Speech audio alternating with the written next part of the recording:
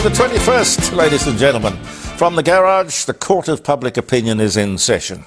Peter Clayton is behind the camera. Welcome to the program. And it's either on Facebook that you're looking at us and listening to us, or it's on a podcast. And you can pick us up on various platforms. I think we're on Spotify, we're on Apple.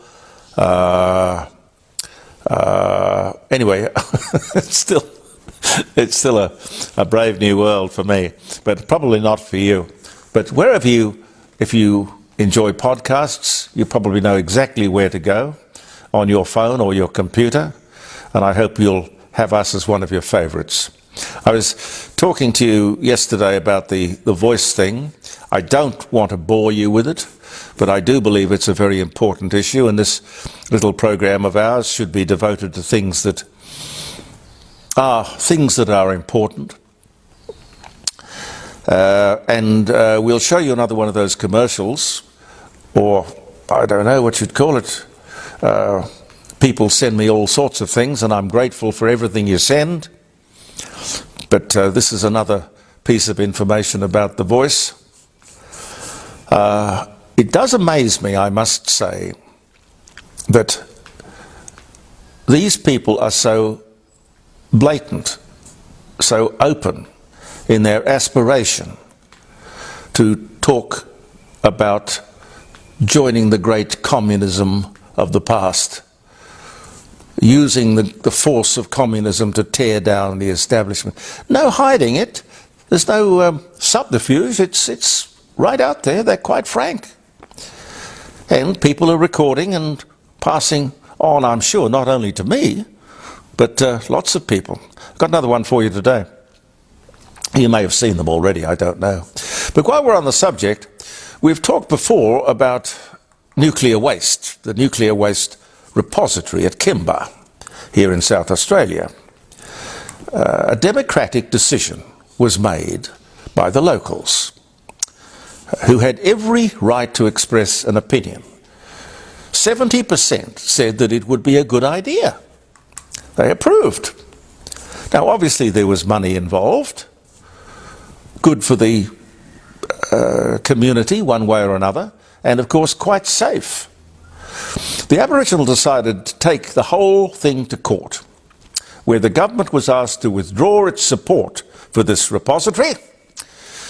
The Aboriginal people say that it is too dangerous, and it's on some sort of sacred site, which I'm quite sure they could have said a long time ago.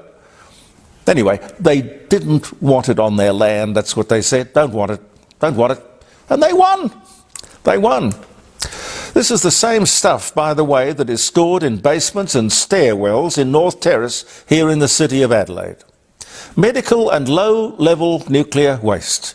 And what would we do without nuclear medicine? I don't see any outcry about it being too dangerous to have in the middle of the city. But it's too dangerous to have in the middle of the outback of South Australia. The Aboriginals have the right to be heard, but they certainly don't have the right or common sense of this argument on their side. I thought these people, having watched that television show on Channel 10, I thought these people were the first scientists in the world. Really? Their position sounds to be quite ignorant and stupid, hardly scientific or intelligent. Anyway, most importantly, this is a democracy. And in my book, if 70% of the people say it's okay, it's okay. Time and time again, when people are talking about the Aboriginal plight, you know, the usual focus is on trying to do something to help with neonatal problems, early childhood health, housing, a ridiculously high level of incarceration. I think it's something like 37% of all people in prison are Aboriginal. A shorter life expectancy, lack of education, domestic violence. Now, I was thinking, Aboriginals have control of their destiny. We all do. They are free Australians who have choices, as we all do. They have many advantages and privileges not provided to white Australia. Presumably they have every opportunity to succeed. Why they don't, or why they don't want to, I've got no idea. But they are free to choose. We all are. And I wouldn't have it any other way, would you? Many of the problems that I've just mentioned to you facing Aboriginal people, many of those problems are caused by lifestyle choices. The babies are in trouble because of fetal alcohol syndrome. The children are in trouble because they sniff petrol. There's little or no respect for the law. The elders who could, of course, be of great influence are largely ignored. They could insist that the children go to school. But no. Housing that is provided is destroyed. Privileges abused. White man's law is not respected. And then again, Aboriginal law and justice, which used to be very strict and sometimes very swift, is also not respected. Or dare I say, even practiced. Honestly, the only way we could make a difference to Aboriginal life is to take charge. Take away those life choices. Decide for them what is best for them. What is the best thing for them? Now this is a typically paternalistic white man's solution. And I wouldn't have a bar of it. Wouldn't have it for a minute. We, all of us, make bad choices. And we're entitled to. Aboriginal people should be allowed to do what they want. But they, like we, have to take responsibility for the outcomes, which in most cases, not all, but in most cases are not good for Aboriginal people. But who are we to tell them that, or tell them how to live their lives? We all make our bed and we lie in it. All the voices in the world will not make any difference to these problems. Voices will not solve these problems. Because, as I told you the other day and saw on the Insiders, Linda Burney had her list of things that she was going to get the Voice to work on, when in actual fact, of course, it's supposedly the other way around. They know what these problems are. If the government is told again, doesn't matter by how many voices, it's not going to make the government any more able to do anything about these problems, because, quite frankly, they would have done something, if they could have, a long time ago. And I'm frightened, of course, that Aboriginals, in fact, won't be heard. If the Voice gets up, it's going to be the activists, those people with an agenda, the Thomas Mayos of this world. They are the ones who'll be heard. And quite clearly, this Labor government has a sympathetic ear for Mr. Mayo. And if you know anything about communism, it will be the even distribution of misery, not opportunity. A communist agenda is what I think they want. That's my opinion. They want to charge us rent. They want us to pay reparations, an Aboriginal levy every time we buy something, as I showed you yesterday on that receipt from Canada. These people are aware of that Canadian model. They'll be onto that in a flash. I believe that the government knows all of this, or if it doesn't know, they're either stupid or they could guess. They could certainly guess. anyone who could quite happily impose this voice rubbish on the people of Australia should not be holding high office, now or in the future. They should be disqualified. It's an irresponsible thing, divisive and racist. It's kind of like a government-sanctioned vandalism. Government-sanctioned vandalism on 97% of the Australian population. I predict that the political fallout for Anthony Albanese will be enormous. But why he has pinned his colours to that mast, I have no idea. Very strange. Most Australians would be quite happy to have recognition of Aboriginal people being in Australia as the first Australians. I mean, anthropologically, of course, they're not the first Australians. There were others before. But recognition is fine. But the voice is something that's totally different. Have a little look at the birthdays. Yes, July 21. End of the week, Pete? Yep. What are you doing in the weekend? Working on the Jeep. Oh, he's working on it. We'll have to take... Why don't you take a picture and show everyone the Jeep? I can do that. Yeah. It's the most beautiful World War II... I don't know. If you've seen MASH, you'd have seen a lot of these.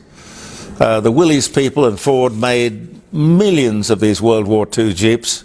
I think their life... What was their life? They used to make them for a life expectancy of 3 days or something, didn't they? 30 days. 30 days. And some of them are running around all these years later, happily. Yeah, it's a beautiful drab green, olive green Jeep. I don't blame you. I think that's a beautiful, beautiful vehicle, Pete. July 21. 1919, Anthony Fokker establishes his new aircraft company, the Dutch Aircraft Factory, which was in Amsterdam. And the Fokker aircraft was a very formidable flying machine in its day. I suppose there are a few of them still whizzing around the place even now. Harry Potter and the Deathly Hallows, which was the final book in the series, published worldwide. 11 million copies sell in 24 hours. That's hot. 2007. 1951, Robin Williams, American actor, comedian, Mork and Mindy, Dead Poets Society, that was good, he was good in that. Good Will Hunting, born in Chicago, Illinois, dies in 2014, but born this day in 51. One for you, Pete. The first cricket test match played at Lord's. The very first one. 1884. On this day, July 21, to prove his contention that air power was superior to sea power, US Colonel William Mitchell demonstrates how bombs from planes can sink a captured German battleship. That was in 1921. I wonder if the Mitchell bomber is named after him. Probably it is. Cat Stevens, the British songwriter and singer, Peace Train, Moon Shadow, born in London. Cat Stevens, 1948. Happy birthday, Cat. Or what's he call himself these days? Yusuf something. Yeah. Central Park in New York. If you've walked through Central Park in New York, what a beautiful place. Central Park in New York. Created when New York State Legislature puts aside 750 acres of land on Manhattan Island. 1853, and they started planting. Wow. Did a good job. Basil Rathbone, South African-born British actor, Sherlock Holmes, has a heart attack at 75 and dies on this day in 1967. Don Knotts, he was funny.